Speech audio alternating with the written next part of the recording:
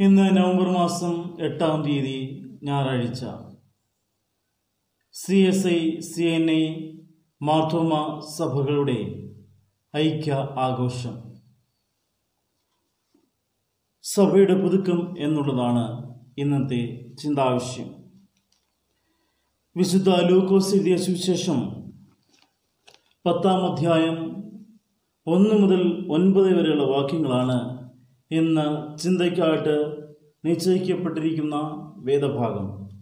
അതിൽ 3-ാമത്തെ വാക്യം നാം ഇങ്ങനെ വായിക്കുന്നു: പോകുവിൻ, ചെന്നായ്ക്കളുടെ നടുവിൽ കുഞ്ഞാടുകളെ പോലെ ഞാൻ നിങ്ങളെ അയക്കുന്നു. കണ്ണുകളടയ്ക്കാം, പ്രാർത്ഥിക്കാം. വചനം ജഡമെടുത്ത് ഞങ്ങളുടെ പാർത്ഥവനായ ഞങ്ങളുടെ നല്ല ദൈവമേ, സ്വർഗീയ പിതാവേ, ശാന്തമായി മനോഹരമായി നല്ലൊരു പ്രഭാതത്തിൽ കർത്താവേ, നിന്നെ സ്തുതിപ്പാൻ, നിന്നെ ആരാധിപ്പാൻ, നിന്റെ തിരുസന്നിധിയിലേക്ക് ഞങ്ങളെ തന്നെ ഒന്ന് വിനയപ്പെടുത്തുവാൻ കർത്താവ് ഞങ്ങൾക്ക് നൽകിയതായ സാവകാശങ്ങളെ ഓർത്ത് ഞങ്ങൾ നിന്നെ സ്തുതിക്കുന്നു. അല്പസമയം കർത്താവെ, നിന്റെ തിരുവചനത്തിന് മുമ്പാകിയിരിക്കുമ്പോൾ നീ ഞങ്ങളോട് സംസാരിക്കണം, ഇടപെടണമേ. നിന്റെ ശബ്ദം കേട്ടവരായി അനുഗ്രഹിക്കപ്പെട്ടവരായി തീരുവാൻ തക്കവണ്ണം നീ ഞങ്ങൾക്ക് കൃപ ചെയ്ത് സഹായിക്കണമേ. കുറവശങ്ങളൊക്കെ ക്ഷമിക്കണമേ. യേശുമിശിഹായുടെ നാമത്തിൽ യാചിക്കുന്നു, കരുണയുണ്ടായി കേൾക്കുമാറാകണമേ. ആമേൻ. CSI CNA മാർത്തോമ സഭകളുടെ ഐക്യ ആഘോഷത്തെക്കുറിച്ച് ചിന്തിക്കുന്നതായ ഒരു ദിനമാണ്. വ്യത്യസ്ത ആരാധനാ പാരമ്പര്യമുള്ള ഭാരതത്തിലെ 3 സഭകളാണ് CSI CNA മാർത്തോമ സഭകൾ.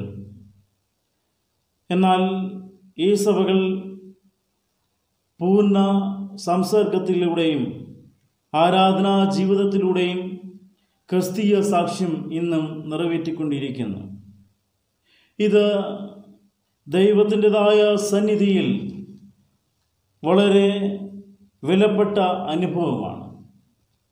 അതിനേക്കാൾ ഉപരിയായി ലോകമെമ്പാടുമുള്ള ക്രൈസ്തവ സഭകൾക്ക് ഒരു വലിയ മാതൃകയാണ് CSI CNA മാർത്തോമ സഭകളുടെ ഐക്യം. കഴിഞ്ഞ നാളുകളിൽ സഭയ്ക്ക് ആവശ്യമായ നേതൃത്വം നൽകിയതായ വന്ധ്യപിതാക്കന്മാരെയും പട്ടത്ത സമൂഹത്തെയും സുവിശേഷ പ്രവർത്തനങ്ങളിൽ ഏർപ്പെട്ടിരിക്കുന്നതായ പ്രിയപ്പെട്ടവരെയും സഭാജനങ്ങളെയും ഓർത്ത് ദൈവത്തെ സ്തുതിക്കുന്നു, സ്തോത്രം ചെയ്യുന്നു. ഇന്ന് ഈ നാം വായിച്ചു കേട്ടതായ വേദഭാഗം ദൈവരാജ്യ ശുശ്രൂഷയ്ക്കായിട്ട് 70 പേരെ യേശു കർത്താവ് വിളിച്ച് വേദരിച്ച് അയക്കുന്നതായ വേദഭാഗമാണ്. താൻ പോകേണ്ടുന്നതായ സ്ഥലത്തേക്ക് തനിക്ക് മുമ്പായി ആണ് ഈ 2 പേരെ വെച്ച് യേശു കർത്താവ് അയക്കുന്നത്. പലപ്പോഴും ഞാൻ ഈ ഭാഗം വായിക്കുമ്പോൾ ചിന്തിക്കാറുണ്ട്, എന്തുകൊണ്ട് യേശു കർത്താവ് ഒരാളെ അയച്ചില്ല, അല്ലെങ്കിൽ 3 പേരെ അയച്ചില്ല എന്ന് ചിന്തിക്കാറുണ്ട്. എന്നാൽ എൻ്റെ മനസ്സിലേക്ക് കടന്നു വന്നതായ അതിൻ്റെ ഉത്തരം, 2 പേർ പോകുമ്പോൾ ഒരുവൻ തുണയായിരിക്കുന്ന അനുഭവമാണ്. ഒരാൾ പോകുമ്പോൾ, ഒരാൾ തനിയെ പോവുകയാണെങ്കിൽ പരസ്പരം കരുതുവാൻ, ബലഹീനമായ സാഹചര്യങ്ങളിൽ ആവശ്യമായ ശുശ്രൂഷകളെ നിർവഹിപ്പാൻ സാധ്യമല്ലാത്തതായ ഒരു അനുഭവമായി തീരും. എന്നാൽ 3 പേര് പോയാൽ എല്ലായ്പ്പോഴും 3 പേര് ഒരുമിച്ച് ഒരു സ്ഥലത്തായിരിക്കുക എന്ന് പറയുന്നത് അസാധ്യമാണ്. 3 പേര് ഒരുമിച്ച് ആയിരിക്കുവാനായിട്ട് സാധിക്കാത്തതായ സന്ദർഭങ്ങളിൽ ശുശ്രൂഷ മേഖലയിൽ ഉണ്ടാകുന്നതായ കുറവില്ലാത്തതായ മനുഷ്യൻ ആരുമില്ല. തമ്മിൽ പോയ ആളുടെ കുറ്റത്തെപ്പറ്റി തമ്മിൽ പറയുന്നതായ ഒരു പ്രവണത ഉണ്ടാകുവാനായിട്ട് ഇടയായിത്തീരും എന്നുള്ളത് ഒരു ചിന്തയാണ് എൻ്റെ മനസ്സിൽ കൂടി കടന്നു പോകുന്നത്. ഇവിടെ ഈ 2 യേശു കർത്താവ് താൻ പോകേണ്ടുന്ന ഇടത്തേക്ക് തനിക്ക് മുമ്പായി അയക്കുകയാണ്. സഭയുടെ പുതുക്കമാണ് ഇന്നത്തെ ചിന്താവശ്യം. സഭയുടെ പുതുക്കത്തിന് ആവശ്യമായിരിക്കുന്നതായ അനിവാര്യമായിരിക്കുന്നതായ 4 കാര്യങ്ങളെക്കുറിച്ച് പറഞ്ഞ് അവസാനിപ്പിക്കുവാനാണ് ഞാൻ ആഗ്രഹിക്കുന്നത്. ഒന്നാമത്തെ ചിന്ത, ശുശ്രൂഷകൾക്കായുള്ള നിയോഗം. 1 മുതൽ 3 വരെയുള്ള വാക്യങ്ങൾ വായിക്കുമ്പോൾ, അനന്തരം കർത്താവ് വേറെ 70 പേരെ നിയമിച്ചു. താൻ ചെല്ലുവാനുള്ള ഓരോ പട്ടണത്തിലേക്കും സ്ഥലത്തേക്കും അവരെ തനിക്ക് മുമ്പായി ഈ 2 അയച്ചു. അവരോട് പറഞ്ഞത്, കൊയ്ത്ത് വളരെയുണ്ട്, സത്യം, വേലക്കാരോ ചുരുക്കം. ആകയാൽ കൊയ്ത്തിന്റെ യജമാനോട് തൻ്റെ കൊയ്ത്തിന് വേലക്കാരെ അയക്കേണ്ടതിന് അപേക്ഷിപ്പിൻ. പോകുവിൻ, ചെന്നായ്ക്കളുടെ നടുവിൽ കുഞ്ഞാടുകളെ പോലെ ഞാൻ നിങ്ങളെ അയക്കുന്നു. കൊയ്ത്ത് വളരെ ഉണ്ട്, സത്യം. സുവിശേഷ വേലയുടെ ആവശ്യകതയെപ്പറ്റിയാണ് യേശു പ്രാരംഭത്തിൽ അവരോട് പറയുന്നത്. കൊയ്ത്ത് വളരെ ഉണ്ട്, സത്യം. കൊയ്ത്ത് എന്ന് പറഞ്ഞാൽ തിടുക്കത്തിൽ ചെയ്യേണ്ടുന്നതായ ഒരു ജോലിയാണ്. അല്ലെങ്കിൽ കതിർമണികൾ നഷ്ടപ്പെട്ടു പോകുവാൻ ഇടയായിത്തീരും. തിടുക്കത്തിൽ ചെയ്യേണ്ടതായ കൊയ്ത്ത് എന്ന് പറയുന്നതായ ജോലി യഥാസമയം ചെയ്യുവാനായിട്ട് സാധിക്കാതെ തീർന്നാൽ കതിർമണികൾ നഷ്ടപ്പെട്ട് പോകുവാൻ ഇടയായിത്തീരും എന്നുള്ളതാണ്. അതുകൊണ്ട് നഷ്ടപ്പെട്ടു പോകുന്നതായ ഈ കതിർമണിക്ക് ആര് ഉത്തരവാദിയാകും എന്നുള്ളതായ ഒരു ചോദ്യം നമ്മുടെ മനസ്സിൽ ഉണ്ടാകേണ്ടത് ആവശ്യമാണ്. നഷ്ടപ്പെട്ടു പോകുന്നതായ ഓരോ കതിർമണിയെക്കുറിച്ചുമുള്ളതായ വിചാരം നമ്മുടെ ഉള്ളിൽ ഉണ്ടാകുവാൻ തക്കവണ്ണം ഇടയായിത്തീരണം. ദൈവം തമ്പുരാൻ നമ്മെ അയച്ചിരിക്കുകയാണ്. വ്യത്യസ്തങ്ങളായ ഇടങ്ങളിലേക്ക് നമ്മെ അയച്ചിരിക്കുന്നു. ആയിരിക്കുന്ന ഇടങ്ങളിലെ ശുശ്രൂഷകളെ നിർവഹിപ്പാൻ നമുക്ക് എത്രമാത്രം സാധ്യമായി തീർന്നിട്ടുണ്ട് എന്ന് നമ്മെ തന്നെ ഒന്ന് വിലയിരുത്തുവാൻ, സഭയായി വിലയിരുത്തുവാൻ തക്കവണ്ണം നമുക്ക് സാധ്യമായി തീരട്ടെ. രണ്ടാമത്തെ ചിന്തയിലേക്ക് കടക്കുകയാണ്. സാക്ഷ്യ നിർവഹണത്തിനുള്ള നിയോഗം. സാക്ഷ്യ നിർവഹണത്തിനുള്ളതായ നിയോഗം. 3-ാമത്തെ വാക്യത്തിൽ ഇങ്ങനെ പറയുന്നുണ്ട്, ചെന്നായ്ക്കളുടെ നടുവിൽ കുഞ്ഞാടുകളെ പോലെ ഞാൻ നിങ്ങളെ അയക്കുന്നു. ചെന്നായ്ക്കളുടെ നടുവിൽ കുഞ്ഞാടുകളെ പോലെയാണ് ഞാൻ നിങ്ങളെ അയക്കുന്നത് എന്ന് യേശു കർത്താവ് പറയുന്നു. കുഞ്ഞാടും ചെന്നായും ഒരിക്കലും ഒന്നിച്ച് ജീവിക്കുവാൻ, ഒന്നിച്ചിടപെടുവാൻ ഒന്നും സാധ്യമല്ലാത്തതായ 2 ജീവികളാണ്. എന്നാൽ ഇവിടെ പറയുന്നത്, കുഞ്ഞാടുകളായ നിങ്ങളെ ചെന്നായ്ക്കളുടെ ഇടയിലേക്ക് ഞാൻ അയക്കുകയാണ്. വൈവിധ്യങ്ങളിലെ ഏകത്വത്തെയാണ് ഇവിടെ സൂചിപ്പിക്കുന്നത്. സഭയിൽ വൈവിധ്യങ്ങളുണ്ട്. മാർത്തോമാ സഭയുടെ ആരാധന രീതിയല്ല CSI സഭയുടെ.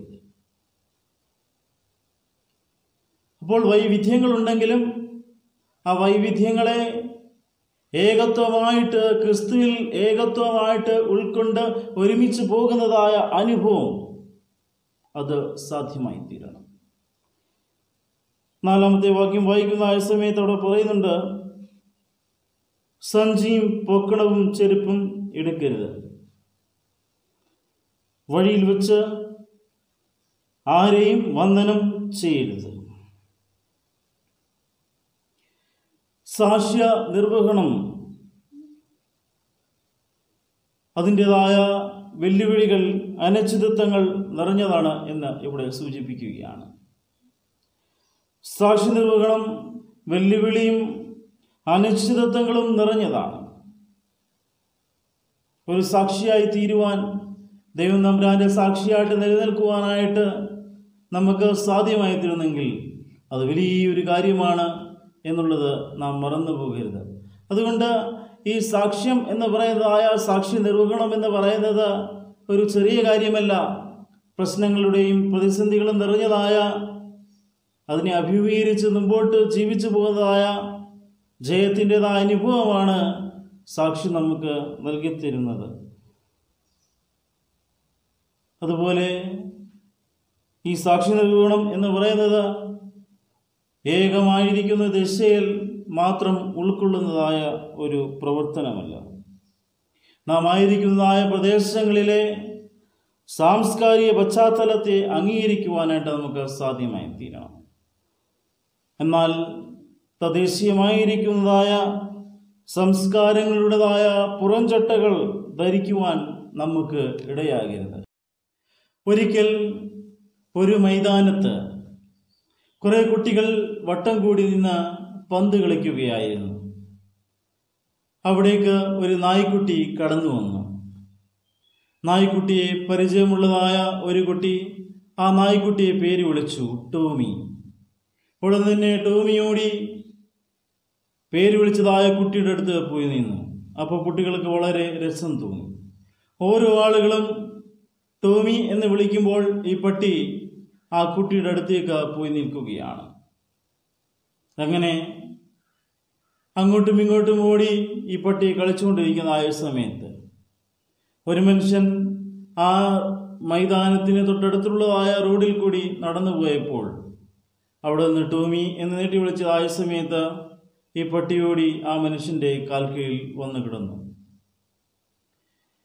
പിന്നെ മൈതാനത്തിരുന്നതായ കുട്ടികളൊക്കെ വിളിച്ചു ടോമി ടോമി എന്ന് വിളിച്ചിട്ട് ആ പട്ടി തിരിഞ്ഞു നോക്കാതെ ആ മനുഷ്യന്റെ കൂടെ നടന്നുപോയി. യഥാർത്ഥ ഉടമസ്ഥൻ ആ മനുഷ്യൻ ആയിരുന്നു. നാം ആയിരിക്കുന്നതായ മേഖലകളിൽ നാം പ്രവർത്തനത്തിനായിട്ട് നിയോഗിക്കപ്പെടുമ്പോൾ നമ്മെ അയച്ചത് ആരാണെന്നുള്ളതായ ഉത്തമമായിരിക്കുന്ന ബോധം നമ്മുടെ ജീവിതത്തിൽ ഉണ്ടാകേണ്ടത് ആവശ്യം ആണ്. അപ്പോൾ ഒന്നിനെയും തിരസ്കരിക്കുകയോ നിഷേധിക്കുകയോ അല്ല, മറിച്ച് എല്ലാത്തിലും ആത്യന്തികമായ ദൈവിക നിയോഗത്തിൻ്റെ പശ്ചാത്തലത്തിൽ അതിനെ അംഗീകരിക്കുകയും പ്രോത്സാഹിപ്പിക്കുകയും ചെയ്യേണ്ടത്. ഇവിടെ നമ്മളെ അയച്ചത് ആരാണെന്നുള്ളതായ ഉത്തരവാദിത്വത്തോടു കൂടി ആയിരിക്കുന്നതായ പ്രദേശങ്ങളിൽ കർത്താവിൻ്റെ സാക്ഷികളായിട്ട് നിലനിൽപ്പാൻ ദൈവം തമ്പുരാൻ നമ്മെ എടുത്ത് ഉപയോഗിക്കട്ടെ എന്ന് ഞാൻ പ്രാർത്ഥിക്കുകയാണ്. മൂന്നാമത്തെ ചിന്ത, ആതുര ശുശ്രൂഷ. 9-ാമത്തെ വാക്യത്തിൻ്റെ ആദ്യ ഭാഗത്ത് നാം ഇങ്ങനെ വായിക്കുന്നുണ്ട്: അതിലെ രോഗികളെ സൗഖ്യമാക്കി. ദൈവരാജ്യം നിങ്ങൾക്ക് സമീപിച്ചു വന്നിരിക്കുന്നു എന്ന് അവരോട് പറവിൻ. അതിലെ രോഗികളെ സൗഖ്യമാക്കി. നമുക്കറിയാം, സൗഖ്യമാകുന്നതായ ശുശ്രൂഷകൾ ഈ കൊറോണ കാലഘട്ടത്തിന് മുമ്പ് നാം കണ്ടിരുന്നു. പല ആളുകളെയും ഊതി വീഴ്ത്തിയും ഒക്കെ സൗഖ്യപ്പെടുത്തുന്നതായ അനുഭവങ്ങളെയൊക്കെ നാം സാമൂഹിക ദൃശ്യ മാധ്യമങ്ങളിൽ കൂടിയൊക്കെ കാണുവാനായിട്ട് ഇടയായി തീർന്നിട്ടുണ്ട്. എന്നാൽ ഇവിടെ സഭ സൗഖ്യദായകമായ സമൂഹമായി വളരണം എന്നാണ് യേശു കർത്താവ് ആഗ്രഹിക്കുന്നത്. സഭ സൗഖ്യദായകമായ അനുഭവമായി സമൂഹമായി തീരുവാൻ തക്കവണ്ണം ഇടയാകണം. എന്ന പലപ്പോഴും പല ആളുകളും പറയുന്നതായ ഒരു സംഗതിയുണ്ട്: ഞങ്ങൾക്ക് ശുശ്രൂഷ ചെയ്യുവാനായി നിയോഗിക്കപ്പെട്ടതായ വ്യക്തി ഞങ്ങളെ കേൾക്കുന്നില്ല, ഞങ്ങളെ പ്രയാസങ്ങളെ അറിയുന്നില്ല, ഞങ്ങളെ ബുദ്ധിമുട്ടുകളെ അറിയുന്നില്ല, ഞങ്ങൾക്ക് വേണ്ടി പ്രാർത്ഥിക്കുന്നില്ല എന്നിങ്ങനെയുള്ളതായ പല പരാതികളും പറയുമ്പോൾ ശുശ്രൂഷകരായിരിക്കുന്നതായ ഞാനും നിങ്ങളും പലപ്പോഴും പല ഒഴിവുകേടുകളൊക്കെ പറഞ്ഞ് അതിൽ നിന്ന് രക്ഷപ്പെടുമ്പോൾ ഓർക്കുക, സൗഖ്യം പ്രാപിക്കുവാൻ ആഗ്രഹിച്ച് കാത്തിരിക്കുന്നതായ രോഗികളുടേതായ ഒരു വലിയ പ്രതിനിധിയാണ് ഇങ്ങനെയുള്ളതായ ആളുകൾ.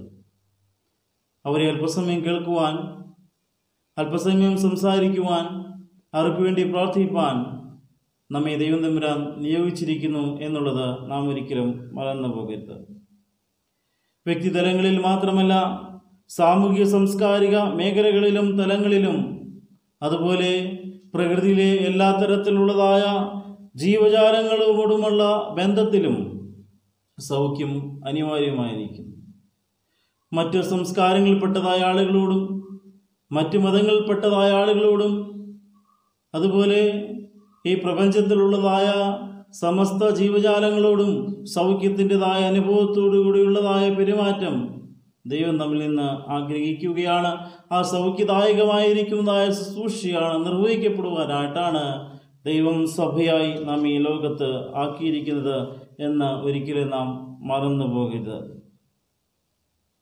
നീതി, ധാർമ്മികത, സ്നേഹം, സാഹോദര്യം ഇവയിൽ അടിസ്ഥാനപരമായിരിക്കുന്നതായ അധിഷ്ഠിതമായിരിക്കുന്നതായ ഒരു സൗഖ്യദായക ശുശ്രൂഷ ചെയ്യുവാൻ സഭയായി, വ്യക്തികളായി, കൂട്ടായ്മയായി നമുക്ക് സാധ്യമായി തീരട്ടെ എന്ന് ഞാൻ പ്രാർത്ഥിക്കുകയാണ്.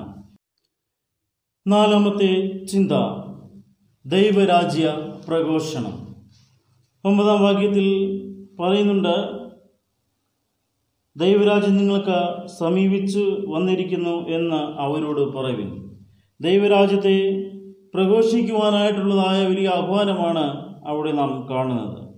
വിശുദ്ധ യോഹന്നാന്റെ സുവിശേഷം 14-ാം അധ്യായം 17-ാമത്തെ വാക്യത്തിൽ നാം കാണുന്നുണ്ട്, നീതിയും സമാധാനവും പരിശുദ്ധാത്മാവിൽ സന്തോഷമാകുന്ന ഒരു അനുഭവമായിട്ടാണ് ദൈവരാജ്യത്തെപ്പറ്റി അവിടെ കാണുവാനായിട്ട് കഴിയുന്നത്. നീതിയും സമാധാനവും പരിശുദ്ധാത്മാവിലുള്ളതായ സന്തോഷം, ആ ഒരു അനുഭവമാണ് ദൈവരാജ്യത്തെക്കുറിച്ച് നാം അവിടെ കാണുന്നത്. അപ്പോൾ ദൈവരാജ്യ ശുശ്രൂഷയുടെ ഉള്ളതായ പ്രതികരണമെന്ന് പറയുന്നത് പലപ്പോഴും അനുകൂലമായിരിക്കുന്നതായ പ്രതികരണമല്ല, മറിച്ച് പ്രതികൂലമായിരിക്കുന്നതായ പ്രതികരണങ്ങളാണ് കൂടുതൽ ഉണ്ടാകാൻ സാധ്യതയുള്ളത്. അതുകൊണ്ട് യേശു കർത്താവ് പറയുന്നുണ്ട്, 7-ാമത്തെ വാക്യത്തിൽ പറയുന്നുണ്ട്, വീട്ടിൽ നിന്ന് വീട് മാറി പോകരുത്.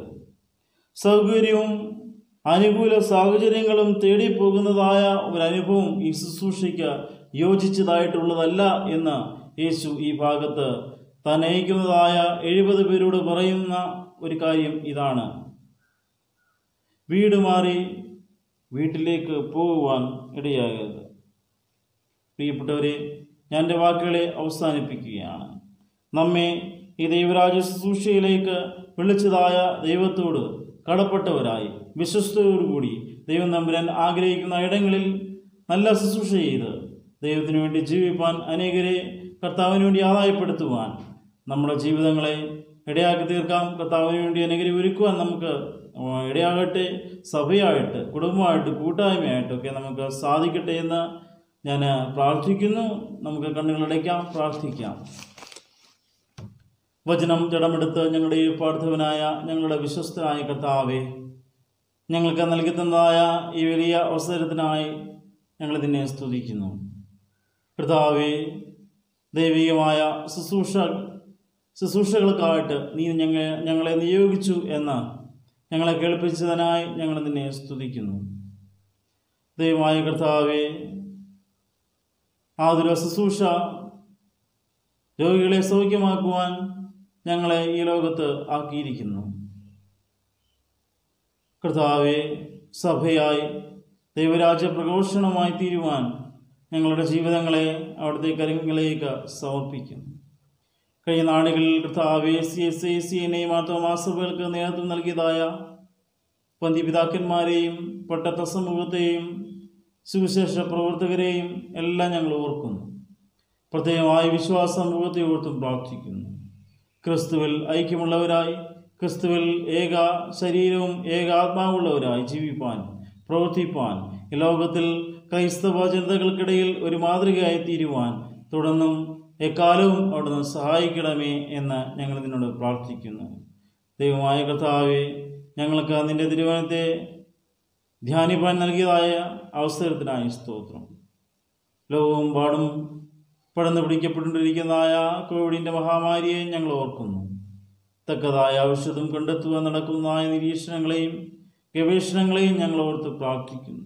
ഏറ്റവും ഭംഗിയായി കർത്താവെ, ആ നിരീക്ഷണങ്ങളൊക്കെ ഫലവത്തായി തീരുവാൻ ദൈവമേ അവിടുന്ന് സഹായിക്കണമേ എന്ന് പ്രാർത്ഥിക്കുന്നു. രോഗികളായി കഴിയുന്നവർക്കായി പ്രാർത്ഥിക്കുന്നു. പ്രയാസത്തിലിരിക്കുന്നവരെ ആശ്വസിപ്പിക്കുകയും നിന്റെ അളവറ്റ കരങ്ങൾ കൊണ്ട് സൗഖ്യത്തെ പകർന്നു കൊടുക്കുകയും ചെയ്യണമെന്ന് പ്രാർത്ഥിക്കുന്നു. കർത്താവെ, ഞങ്ങളുടെ പ്രാർത്ഥന ആവശ്യപ്പെട്ടതായ പ്രിയപ്പെട്ടവരുണ്ട്. അവരെയൊക്കെ ഞങ്ങൾ ഈ സമയം ഓർക്കുന്നു. അവിടേതായ വിഷമതകളിൽ, പ്രയാസങ്ങളിൽ, പ്രതിസന്ധികളിൽ തമ്പുരാനെ അവിടുന്ന് ഇറങ്ങിച്ചെല്ലണമേ. സൗഖ്യത്തെയും ബലത്തെയും കൊടുത്ത് കർത്താവ് അനുഗ്രഹിക്കണം. ഞങ്ങൾക്ക് ഒരുമിച്ച് തന്നതായ ഈ വലിയ കൂട്ടായ്മയ്ക്കാട്ടെ, കരുതലിനാട്ടെ സ്തോത്രം. എല്ലാ നന്മകളാലും ഞങ്ങളെ നിറച്ചുകൊള്ളണമേ. യേശു രക്ഷകന്റെ നാമത്തിൽ യാചിക്കുന്നു, കരുണയുണ്ടായി കേൾക്കുമാറാകണമേ. ആമേൻ.